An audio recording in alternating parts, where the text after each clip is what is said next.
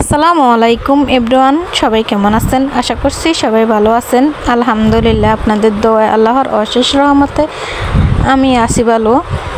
তো প্রতিদিনের মতো আমি আজকে আরেকটা ভিডিও শুরু করলাম। তো আমি ভিডিওটা শুরু করলাম আমি আজকে সকালবেলা প্রায় 10টা থেকে 11টার দিকে আমি আমার শ্বশুর বাড়িতে আসছি অনেক দিন পর। প্রায় আজ তো প্রায় 5 মাস আমি আমার বাপের বাড়িতে আছি বর্তমানে। তো একদিন গেছিলাম শ্বশুরবাড়িতে, একটু কাজ ছিল, পরে আবার চলে আসছি। তো এখন আবার বিগত মনে হয় 3 মাস পর আমি আমার শ্বশুর বাড়িতে আসছি। তো আমার শ্বশুর শাশুড়ি নাকি অসুস্থ, আবার ননদ তো এমনিতেই অসুস্থ।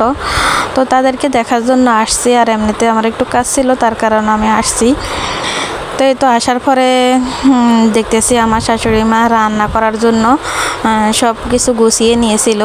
তো আমিও আসছি, আসার সময় আমার কবুতরের খাঁচায় এক জোড়া বাচ্চা কবুতরের বাচ্চা ছিল। তো ভাবলাম যে আমার শাশুড়ির জন্য নিয়ে যাই। তো আমার শাশুড়ির জন্য আমি এক জোড়া কবুতরের বাচ্চা নিয়েছি। তো নেওয়ার পরে দেখতেছি আমার ননদ অনেকটাই অসুস্থ। তো তারপর আমি ভাবলাম যে ননদও রান্না করতে পারতেছে না, সে আমি যাই দেখতেছি সে তরকারি কাটাকুটা করছে। তো তার একদম অন্যরকম হয়ে গেছে, একটু উঠতে বইতে অনেক বেশি কষ্ট হয়। তো তারপরে আমার শাশুড়ি গেছে রান্না করার জন্য। তো আমি গেছিলাম রান্নাঘরে, যাই আমার শাশুড়িকে বললাম কবুতর বাচ্চা দুইটাকে জবাই করে দিই। তারপরে আমি জবাই করে সুন্দর মতো কুটে তারপরে বেছে কাটাকুটা করে ফ্রিজে রেখে দিয়েছি। তারপরে আমার শাশুড়িকে আমি বললাম যে আপনি উঠে যান, আমি রান্না করি। তারপরে আমি আমার শাশুড়িকে রান্নার কাজে হেল্প করলাম। তারপর আমি রান্নাবান্না শেষ করার পরে সব কিছু ঘরে নিয়ে আসছি। তারপরে আসার পরে তো আমার শ্বশুরও আবার খাওয়ার টাইম হয়ে গেছে। তো শ্বশুরকে বাদ দিছিলাম। তো আমার শ্বশুরে খাওয়া দাওয়া করতেছে, আর এদিক দিয়ে দেবরও ঘুম থেকে উঠছিল। ওঠার পর আমি জিজ্ঞেস করলাম যে ভাত খাবে কিনা। তো সে বলছে যে খাবে। তো তাকেও বাদ দিলাম, আমার ননদকেও বাদ দিলাম। সবাইকে তো সবাই এক এক করে খাওয়া দাওয়া করতেছে। আর আমার শাশুড়ি গেছিল গোসল করতে। তো সে গোসল করতে গেছে, তাকে আমি বললাম যে আপনি গিয়ে গোসল করে আসেন। তো এই তো আমি তাদেরকে বাদ দিছিলাম। তো এদিক দিয়ে ভাত রান্না করছি, আর মাছ ভাজি করছি, আর মাছ দিয়ে আর কচুর গাড়ি দিয়ে রান্না করছি। তো এই তো দেখেন ফ্রিজটা আমি খুললাম, দেখি ফ্রিজে কি আছে। তো দেখতেছি অনেকগুলো দুধ আছে, তারপরে মাছ মাংস এইগুলোই আছে, আর নর্মালও টুকটাক কিছু আছে, এই আর কি। তো আমাদের জন্য 8 কেজি দুধ আনছিল। তো দুধগুলো সবই একমাত্র কারেন্ট না থাকার কারণে সবগুলো দুধ নষ্ট হয়ে গেছে। তো তারা ভাবছিল যে হয়তো কারেন্ট আসবে ভাবতেছে, হয়তো ভাবছিল যে দুধগুলো নষ্ট হবে না, কিন্তু একদিনের ভিতরে দুধগুলো নষ্ট হয়ে গেছে। বরফ হয় না, তো তার কারণে দুধগুলো নষ্ট হয়ে গেছে। তো আসলে কারেন্টে এত বেশি ডিস্টার্ব করে। যখন আমি গেছিলাম তাদের বাড়িতে, আর আমাদের কারেন্টের লাইনটা তাদের কারেন্টের লাইনটা সেমই। তো তারপরে যাওয়ার পর আমি দেখতেছি কারেন্ট নাই। ভাবলাম যে আপনাদের সাথে আমি শেয়ার করব যখন আমি আমার ঘরের ভিতরে গেছিলাম। তো কারেন্ট না থাকার কারণে আমি শেয়ার করতে পারিনি। তারপর আমি রান্না শেষ করে তো আপনাদের সাথে একটু শেয়ার করতেছি আমার রুমটা। তা আসলে মানুষ না থাকলে যা হয় আর কি রুমের।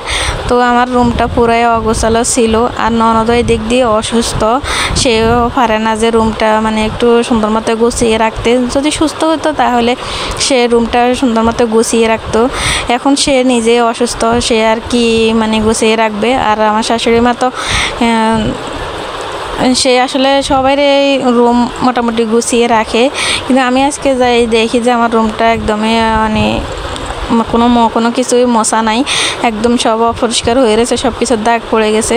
আসলে সে একা মানুষ, সকালবেলা ঘুম থেকে ওঠার পরে নাস্তা তারপরে ভাত রান্না করতে করতে টুকিটা কাম করতে করতে তার সারাদিন সময় চলে যায়। আসলে আমরা জানি, আমরা যারা হাউস ওয়াইফ আছি তাদের কাম সারাদিন এই কাম এইভাবে চলে যায়।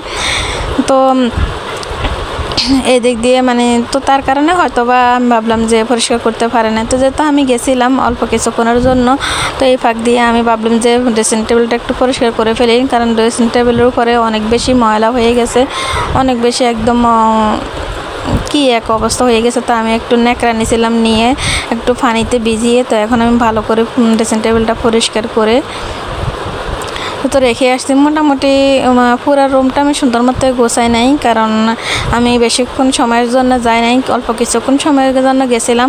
তো অল্প কতক্ষণের ভিতরে আমি একটু খাটটা একটা মোছা দিছি, তারপরে আলমারি শোকেস এগুলোকে একটু মোছা দিয়ে ড্রেসিং টেবিলটা মুছে তারপরে আমি ভাবলাম যে এগুলা গুছিয়ে রাখলে তারপরে একটু ময়লা কম হবে। তো এদিক দিয়ে আমার মানে যে জানালার সাথে যে পর্দার কাপড়গুলো আমি রাখছিলাম, তো ওই পর্দার কাপড়গুলো আমি গিয়ে দেখি যে ছুটে গেছে।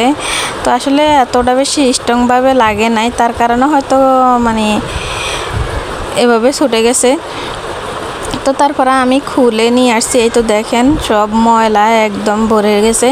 তো আমি তো আসলে এখন ধোয়ার তো কোনো সময় নাই, যেহেতু অল্প সময়ের জন্য গেছিলাম, আর এই দিক দিয়ে অনেক বেশি বৃষ্টি। যদিও বা বৃষ্টি না হতো তাহলে আমি ধুয়ে রেখে আসতাম, কিন্তু যতক্ষণ আমি ছিলাম তো বৃষ্টির কারণে আমি ধুইলেও আবার মানে সুন্দর মতো গুছিয়ে রাখতে পারবো না, তার কারণে আমি যেভাবে ছিল ওইভাবে একটু জেরে নিয়ে তারপরে আমি ওয়ার্ডরোবের ভিতরে রেখে আসছি। যদি পারি সময় করে একদিন যাব, গিয়ে তারপরে আমি সবগুলো ভালো করে পরিষ্কার করে আসব। তো এই তো আসলে অনেক দিন পরে নিজের রুমে গেছিলাম, মানে অনেক বেশি অনেকটাই ভালো লাগছে, নিজের সবগুলো জিনিস দেখতে পারছি, তারপরে সুন্দর করে পরিষ্কার করতে পারছি। তো এই কারণে অনেক বেশি ভালো লাগছে আমার কাছে। তো তারপরে যাওয়ার পরে এই তো এদিক দিয়ে আমার ননদের জন্য আমি যে মেশিগুলো সেলাই করছিলাম, তো তার জন্য আমি নিয়ে আসছি। নিয়ে আসার পরে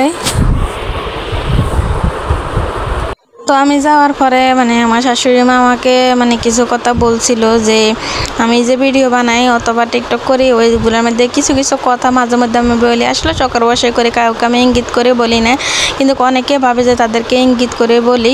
তো অনেকে মানে মানে কীভাবে একজনের সংসারে আরেকজনের মানে ভেজাল লাগাইতে পারবে, তারা মানে এই কাজটাই করে থাকে। আমি কি বলি না বলি, কিন্তু আমার ভিডিও দেখে তারপরে কমেন্ট করে গিয়ে বাড়িতে যে আমি এটা বলছি সেটা বলছি, আর তোদের এত মাথা ব্যথা কেন, আমি কি বলছি না বলছি তারা কি দেখে না, তারাই তো আমাকে বলবে আমি কেন বলছি।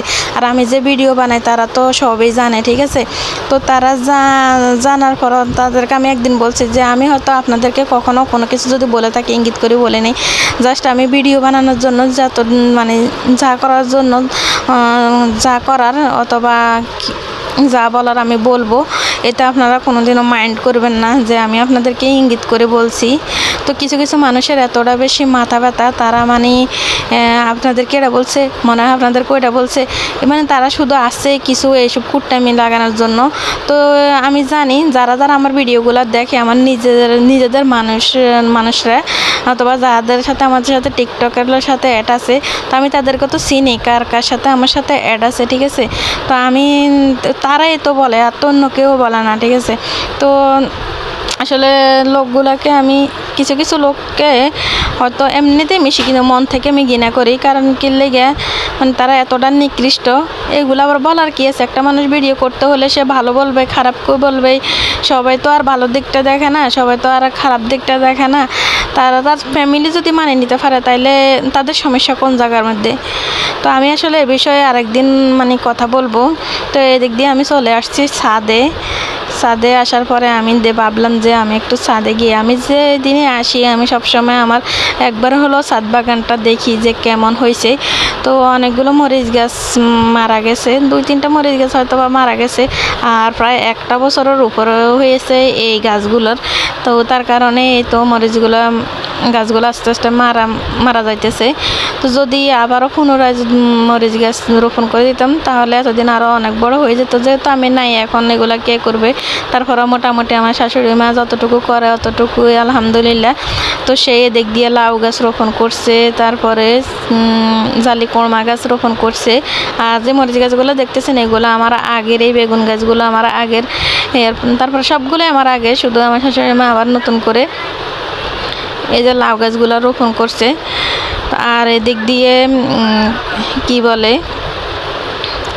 এদিক দিয়ে আমি অ্যালোভেরা গাছ রোপণ করছিলাম। তারপরে মাটির তলে যে আলুগুলো হয়, মাটির তলে তো 2 ধরনের আলুই হয়, কিন্তু গোল আলু না, আর এক ধরনের যে আলুগুলো হয় ওগুলা গাছ আমি রোপণ করছি। দেখেন কি পরিমাণে মাশাআল্লাহ, মানে জাপটি দিয়ে মানে গাছগুলো এতটা সুন্দর করে ভাইছে।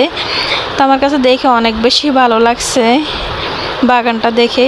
তো যাওয়ার পরে দেখতেছি এতটা বেশি বেগুন নাই, একদমই কম, বেগুনও নাই, তারপরে মরিচও নাই। একদম ভাবলাম যে হয়তোবা কিছু নিয়ে আসবো মরিচ যদি বেশি থাকে। তারপরে যাওয়ার পর আমি দেখতেছি মরিচ এতটা বেশি নাই, তো এখান থেকে আর কি আনবো। তারপরে আমি আনি না, আবার চলে আসছি। তো এখন এই তো আমি যে মানে হাতের কাজটা করতেছি, সেলাইয়ের কাজ। তো আমার ননদের ভাবলাম যে আমি যেহেতু আমার শ্বশুর বাড়িতে যাব, তাহলে আমি একটু জলদি করে তার মেক্সি 2টা সেলাই করে নিয়ে যাই। তো 3টা মেক্সির কাপড় দিয়েছিল, একটাতে সমস্যা হয়েছিল, ওটা সেলাই করতে পারিনি, ওটাতে 3 পিস সেলাই করতে হবে। তো ওই 3 পিসটা আমি সেলাই করে নেই। আমি মেক্সি 2টা আগে জরুরি ছিল, তো তারপর আমি মেক্সি 2টা আগে সেলাই করে নিয়েছিলাম।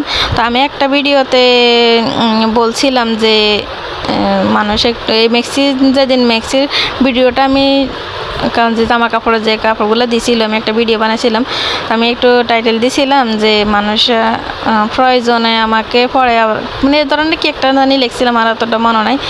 কিন্তু আমার নিজের মানুষের হয়তো একটু গায়ে লাগছিল যে আমি আমার আমার নন্দেকে আমি ইঙ্গিত করে বলছি। আসলে আমি নন্দের আমি ইঙ্গিত করি বলে নাই, আমি জাস্ট এমনিই আমাদের বাড়িতে যে কোনো একটা কথা হয়েছিল, তো আমি এই কারণে এই টাইটেলটা দিয়েছিলাম। আর অনেকে তো অনেক ধরনের টাইটেল দিয়ে থাকেন, থাম্বনেল দিয়ে থাকেন, একটা আতঙ্কজনক অথবা এই ধরনের। তো এই কারণে যে আমি কাউকে ইঙ্গিত করে বলছি, অথবা আমার ননদে আমার কাছে মেক্সিগুলো সেলাই করতে দিয়েছে আমি তাকে বলছি, এমনটা না। তো আমি আমার ননদকে শাশুড়িকে বললাম যে আমি নিজে আমার ননদকে বললাম যে কোনো সময় যদি কিছু সেলাই করা লাগে আমার কাছে দিস, আমি সেলাই করে দিব। তাহলে আমি কেন তাকে এটা ইঙ্গিত করে বলবো। তো এই তো আমি এখন সেলাই করা শেষ। তো কেমন হয়েছে আপনারা জানাবেন। তো সবাই ভালো থাকবেন, সুস্থ থাকবেন। আল্লাহ হাফেজ।